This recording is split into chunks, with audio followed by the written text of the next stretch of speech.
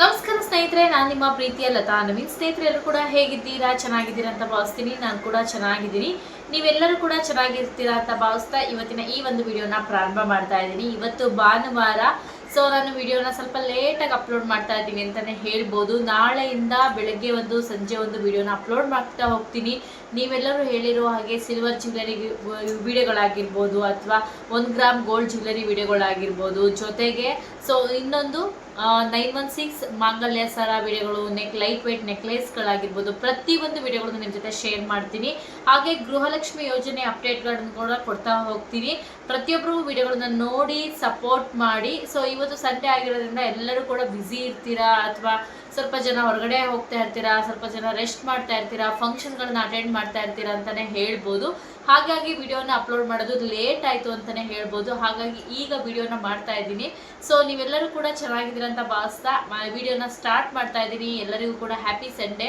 So ಎಲ್ಲರೂ ಕೂಡ ಬ್ಯುಸಿಯಾಗಿರ್ತೀರ ಅನ್ನೋದು ಐ ನೋ, ಬಟ್ ವಿಡಿಯೋನ ನಾನು ಮಾಡ್ತಾ ಇದ್ದೀನಿ. ಮಹಿಳೆಯರಿಗಂತೂ ಗೃಹಲಕ್ಷ್ಮಿಯರಿಗೆ ಒಂದು ಭರ್ಜರಿ ಗುಡ್ ನ್ಯೂಸ್ ಅನ್ನ ಕಾದಿದೆ. ಗೃಹಲಕ್ಷ್ಮಿ ಯೋಜನೆ 24ನೇ ಕಂತಿನ ಹಣ ಈ ದಿನಾಂಕಕ್ಕೆ ಅಂದರೆ ನಾಳೆಯಿಂದ ಬಿಡುಗಡೆ ಆಗ್ತಾ ಇದೆ. ಅದರ ಜೊತೆಗೆ ಈ ಜಿಲ್ಲೆಗಳಿಗೆ ಹಣ ಮೊದಲು ಜಮಾ ಆಗತ್ತೆ ಅಂತಾನೆ ಹೇಳ್ಬೋದು. ಹಾಗೇನೆ ಗೃಹಲಕ್ಷ್ಮಿ ಯೋಜನೆ 23ನೇ ಕಂತಿನ ಹಣ ಯಾರಿಗೆಲ್ಲ ಪೆಂಡಿಂಗ್ ಇತ್ತೋ ಅವರಿಗೆಲ್ಲರಿಗೂ ಕೂಡ ಗೃಹಲಕ್ಷ್ಮಿ ಯೋಜನೆ 23ನೇ ಕಂತಿನ ಹಣವು ಕೂಡ ಈ ಜಿಲ್ಲೆಗಳಿಗೆ ಬಿಡುಗಡೆ ಆಗ್ತಾ ಇದೆ. ಇದ್ರ ಬಗ್ಗೆ ವಿಡಿಯೋನ ಪೂರ್ತಿಯಾಗಿ ನೋಡಿ. ಅರ್ಧಂಬರ್ಧ ವಿಡಿಯೋ ನೋಡಿದ್ರೆ ನಿಮಗೆ ಕಂಪ್ಲೀಟ್ ಆಗಿರುವಂಥ ಮಾಹಿತಿ ಸಿಗೋದಿಲ್ಲ. ಪೂರ್ತಿ ವಿಡಿಯೋಗಳನ್ನ ನೋಡಿ ಸಪೋರ್ಟ್ ಮಾಡಿ ಅಂತ ಈ ಮೂಲಕ ಕೇಳ್ಕೊತೀನಿ. ಹಾಗೇನೆ ಫಸ್ಟ್ ಟೈಮ್ ನೋಡ್ತಾ ಇದ್ರೆ ಸಬ್ಸ್ಕ್ರೈಬ್ ಆಗೋದನ್ನ ಮಾತ್ರ ಮಾಡಬೇಡಿ. ನಿಮ್ಮ ಫ್ರೆಂಡ್ಸ್ ಆ್ಯಂಡ್ ಫ್ಯಾಮಿಲಿಯವರಿಗೆ ಈ ವಿಡಿಯೋನ ಶೇರ್ ಮಾಡಿ. ಅದರ ಜೊತೆಗೆ ಇನ್ನೊಂದು ವಿಚಾರವನ್ನು ನಿಮಗೆ ತಿಳಿಸ್ಕೊಡ್ಬೇಕಿತ್ತು ಸ್ನೇಹಿತರೆ. ನನ್ನ ಇನ್ಸ್ಟಾಗ್ರಾಮಲ್ಲೂ ಕೂಡ ಹೋಗಿ ಪ್ರತಿಯೊಬ್ಬರು ಕೂಡ ಫಾಲೋ ಮಾಡಿ, ಸಪೋರ್ಟ್ ಮಾಡಿ ಅಂತ ಹೇಳ್ತಾ ಈ ವಿಡಿಯೋನ ಪ್ರಾರಂಭ ಮಾಡೋಣ ಬನ್ನಿ ಸ್ನೇಹಿತರೆ. ಗೃಹಲಕ್ಷ್ಮಿ ಅನ್ನೋದು ಬಹಳ ದೊಡ್ಡ ಯೋಜನೆ. ಈ ಯೋಜನೆಯಡಿಯಲ್ಲಿ ಕೋಟ್ಯಾಂತರ ಜನ ಮಹಿಳೆಯರು ಗೃಹಲಕ್ಷ್ಮಿ ಯೋಜನೆ ಹಣವನ್ನ ಪಡ್ಕೊತಾ ಇದ್ದಾರೆ. ಅದರಲ್ಲೂ ಕೂಡ ಕಾಂಗ್ರೆಸ್ ಇಂದ ಬಂದಿರುವಂತ 5 ಗ್ಯಾರಂಟಿಗಳೇನಿದೆ, ಗೃಹಲಕ್ಷ್ಮಿ ಇರ್ಬೋದು, ಹಾಗೇನೆ ನೀವು ನೋಡಿದ ಏನು ಫ್ರೀ ಬಸ್ ಯೋಜನೆ ಇರ್ಬೋದು, ಯುವ ನಿಧಿ ಯೋಜನೆ ಇರ್ಬೋದು, ಉಚಿತ ಕರೆಂಟ್ ಯೋಜನೆ ಇರ್ಬೋದು, ಸೊ ಇನ್ನೊಂದು ಯೋಜನೆ ಯಾವುದು, ಸೊ ಈ ಯೋಜನೆಗಳನ್ನೆಲ್ಲದರಿಂದ ಕೂಡ ಸರ್ಕಾರದಿಂದ ಬರುವಂತ ಸವಲತ್ತುಗಳನ್ನ ಪ್ರತಿಯೊಬ್ಬರು ಮಹಿಳೆಯರು ಕೂಡ ಪಡ್ಕೊತಾ ಇದ್ದಾರೆ. ಜೊತೆಗೆ ಇದು ಒಂದು ವ್ಯಾಲಿಡ್ ಯೋಜನೆ ಅಂತಾನೆ ಹೇಳ್ಬೋದು. ಇದರಿಂದ ಮಹಿಳೆಯರಿಗೆ ತುಂಬಾ ಮಟ್ಟದಲ್ಲಿ ಸಹಾಯ ಆಗ್ತಾ ಇದೆ ಅಂತದ್ದು 100% ನಿಜ. ಆದ್ರೆ ಈ ಯೋಜನೆ ಅಡಿಯಲ್ಲಿ ಆಲ್ರೆಡಿ ಹಣವನ್ನ ಪಡ್ಕೊತಾ ಇರುವಂತ ಕೆಲವೊಂದು 2 ಜನ ಇದ್ದಾರೆ. ಸೊ ನನ್ನ ಕಮೆಂಟ್ ಬಾಕ್ಸ್ ಅಲ್ಲಿ ಕಮೆಂಟ್ ಮಾಡಿದ್ದಾರೆ. ಬೇರೆ ಚಾನಲ್ಗಳಲ್ಲಿ ಏನೋ ನನಗೆ ಖಂಡಿತ ಗೊತ್ತಿಲ್ಲ. ಕಾಂಗ್ರೆಸ್ ಸರ್ಕಾರ ಆಲ್ರೆಡಿ ರಾಜೀನಾಮೆ ಕೊಟ್ಬಿಟ್ಟಿದೆ. ಇನ್ಮುಂದೆ ಗೃಹಲಕ್ಷ್ಮಿ ಯೋಜನೆ ಹಣ ಬರೋದಿಲ್ಲ.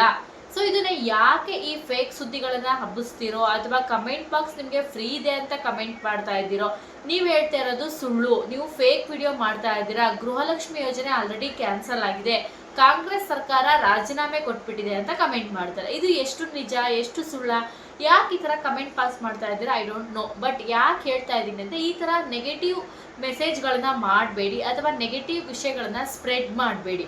ಸೊ ನಿಮಗೆ ಆದರೆ ಒಬ್ಬರಿಗೆ ಒಳ್ಳೆಯದನ್ನ ಬಯಸಿ, ಇಲ್ಲಾಂದರೆ ನೀವು ಖಂಡಿತವಾಗ್ಲೂ ನನ್ನ ಹತ್ರ ಅಂತಲ್ಲ, ಯಾವ ಪೇಜ್ಗಳಿಗೂ ಹೋಗಿ ಕಮೆಂಟ್ ಮಾಡೋದನ್ನ ಸ್ಟಾಪ್ ಮಾಡಿ, ಅಥವಾ ಕಮೆಂಟ್ ಈ ಥರ ಒಂದು ಮೆಸೇಜನ್ನು ಕೊಡೋದನ್ನ ಸ್ಟಾಪ್ ಮಾಡಿ ದಯವಿಟ್ಟು. ಯಾಕೆ ಅಂದರೆ ಎಷ್ಟೋ ಜನ ಮಹಿಳೆಯರಿಗಾಗಲಿ ಅಥವಾ ಮನೆಯನ್ನು ನಡೆಸ್ತಾ ಇರುವಂಥ ಪುರುಷರಿಗೆ ಆಗಲಿ, ಮಹಿಳೆಯರಿಗೆ ಬರುವಂಥ ಒಂದು 2,000 ರೂಪಾಯಿಯಿಂದ ಅವರಿಗೆ ಅನುಕೂಲ ಆಗಿದೆ. ನಾನು ಅನುಕೂಲನೇ ಆಗಿಲ್ಲ ಅಂತ ಹೇಳಲ್ಲ. ಯಾಕೆ ಅಂತ ನಾನು ಹೇಳ್ತಾ ಇದ್ದೀನಿ. ಒಂದು 2,000 ರೂಪಾಯಿ ಅನ್ನೋದು ವೆರಿ ಬಿಗ್ ಅಮೌಂಟ್. ಈಗಿನ ಕಾಲದಲ್ಲಿ ಹೆಣ್ಮಕ್ಳು ಪ್ರತಿಯೊಬ್ಬರು ಕೂಡ ಏನೋ ಒಂದು ಸ್ವಾವಲಂಬಿ ಆಗಿರಬೇಕು ಅಂತ ಒಂದು ಸ್ಟಿಚಿಂಗ್ ಮಾಡೋದ್ರಿಂದನೋ, ಅಥವಾ ಹೂ ಮಾರೋದ್ರಿಂದನೋ, ಅಥವಾ ದೊಡ್ಡ ದೊಡ್ಡ ಕಂಪ್ನಿಗಳಲ್ಲಿ ಕೆಲಸ ಮಾಡೋದ್ರಿಂದನೋ, ಅಥವಾ ಒಂದು ಬಿಸ್ನೆಸ್ನ ಸ್ಟಾರ್ಟ್ ಮಾಡೋದ್ರಿಂದನೋ ಪ್ರತಿಯೊಬ್ಬರು ಕೂಡ ಹೆಣ್ಮಕ್ಳು ಕೆಲಸವನ್ನ ಮಾಡ್ತಾ ಇದ್ದಾರೆ. ಅಥವಾ ಒಂದು ಅಡುಗೆ ಮಾಡಕ್ಕೆ ಹೋಗೋದ್ರಿಂದನೋ, ಅಥವಾ ಒಂದು ಕೆಲಸಕ್ಕೆ ಹೋಗೋದ್ರಿಂದನೋ, ಗಾರ್ಮೆಂಟ್ಸ್ಗಳಿಗೆ ಹೋಗೋದ್ರಿಂದನೋ ಸ್ವಾವಲಂಬಿ ಆಗಿರಬೇಕು, ಅಥವಾ ಗಂಡನ ಮೇಲೆ ಡಿಪೆಂಡ್ ಆಗಬಾರ್ದು ಅಂತ ಅಲ್ಲ. ಸೊ ನಾವು ಕೂಡ ಒಂದು ಸ್ವಲ್ಪ ಕಾಸನ್ನು ದುಡಿದ್ರೆ ಏನೋ ಒಂದು ಮಟ್ಟಿಗೆ ಸಹಾಯ ಆಗುತ್ತೆ. ಅಂದರೆ ಮನೇನೆ ಪೂರ್ತಿ ಮೇಂಟೈನ್ ಮಾಡ್ತಾರೆ ಅಂತಲೂ ನಾನು ಹೇಳಲ್ಲ. ಮೇಂಟೈನ್ ಮಾಡೋರು ಎಷ್ಟೋ ಜನ ಇದ್ದಾರೆ, ಕೋಟ್ಯಾಂತರ ಜನ ಮಹಿಳೆಯರೇ ಇದ್ದಾರೆ. ನಮ್ಮ ಖರ್ಚುಗಳನ್ನ ನಾವು ಮೇಂಟೈನ್ ಮಾಡಲಿಕ್ಕೆ ಸಹಾಯ ಆಗುತ್ತೆ ಅಂತ ಭಾವಿಸುವಂಥ ಹೆಣ್ಮಕ್ಳಿದ್ದಾರೆ. ಅದರಲ್ಲೂ ಕೂಡ ಈ ಥರ ಫೇಕ್ ಕಮೆಂಟ್ಗಳು ಬಂದಾಗ ಎಷ್ಟೋ ಜನ ಒಳ್ಳೆ ಮನಸ್ಥಿತಿಯವ್ರಲ್ಲಿ ಇರ್ತಾರೆ. ಅಯ್ಯೋ ನಮ್ಗೆ ಅಮೌಂಟ್ ಬಂದಿಲ್ಲಲ್ಲ, ಏನಿದು ಅಂತ ಅದನ್ನು ನೋಡ್ಬಿಡ್ತಾರೆ ಈ ಕಮೆಂಟ್ ಬಾಕ್ಸ್ಗಳನ್ನ. ಏನಂತ, ಇನ್ನು ಮುಂದೆ ಹಣ ಬರಲ್ಲ, ಇದು ಸುಳ್ಳು, ಅಥವಾ ಈ ಯೋಜನೆ ಕ್ಯಾನ್ಸಲ್, ಅದು ಅವ್ರಿಗೆ ಎಷ್ಟು ಬೇಜಾರಾಗುತ್ತೆ. ಅವರು ಕಮೆಂಟ್ನ ಮಾಡ್ತಾರೆ ರಿಟರ್ನ್, ಇದು ನಿಜಾನ ಅಂತ.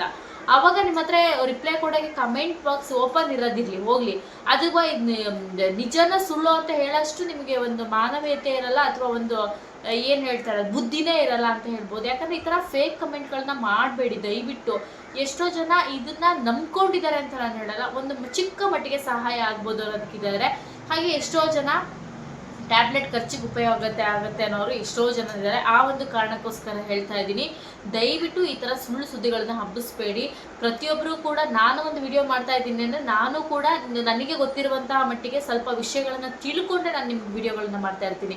ಇನ್ನೊಬ್ಬರಾಗಿರ್ಬೋದು ಅಷ್ಟೇ. ಆದರೆ ನೀವು ನಂಬುವಂಥ ಯೋಚನೆ ಯಾವ ಥರ ಇರುತ್ತೆ ಗೊತ್ತಿಲ್ಲ. ಇಲ್ಲಿ ನಾನು ವಿಡಿಯೋ ಮಾಡಿದಾಗ ಕೆಲವರು 3,000 ಜನ ನೋಡಿರ್ತಾರೆ, ಇನ್ನು ಕೆಲವರು ವಿಡಿಯೋ ಮಾಡಿದಾಗ 1,00,000 ಜನ ನೋಡಿರ್ತಾರೆ, ಇನ್ನು ಕೆಲವರು ವಿಡಿಯೋ ನೋಡಿದಾಗ 50,000 ಜನ ನೋಡ್ತಾ ಇರ್ತಾರೆ. ಅಂದರೆ ಈಗ ನಾನು ಮಾಡಿದ ತಪ್ಪು ಅವ್ರು ಮಾಡಿದ ಸರಿ ಅಂತ ಇರಲ್ಲ. ನಾನು ಹೇಳುವಂಥ ವೇ ಏನಿರುತ್ತೆ ಕೆಲವರಿಗೆ ಲೈಕ್ ಆಗುತ್ತೆ, ಇನ್ನು ಕೆಲವರಿಗೆ ಇಷ್ಟ ಆಗಲ್ಲ.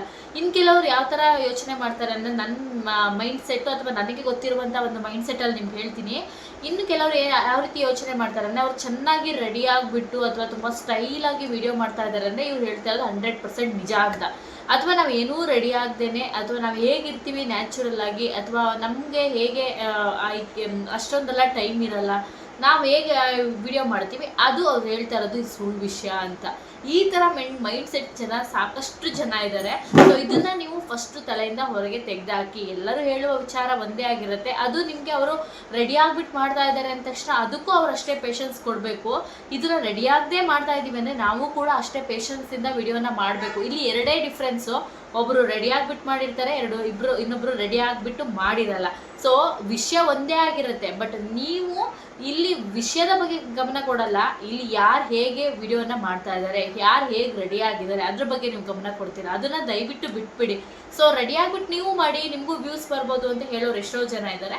ಹೌದು, ಅದು ಖಂಡಿತ ನಿಜ. ಆದರೆ ಕೆಲವರಿಗೆ ಅದರದ್ದೇ ಆದಂಥ ಒಂದು ಪೇಷನ್ಸ್ ಇರುತ್ತೆ, ಅದೇ ಒಂದು ಕೆಲಸ ಆಗಿರುತ್ತೆ.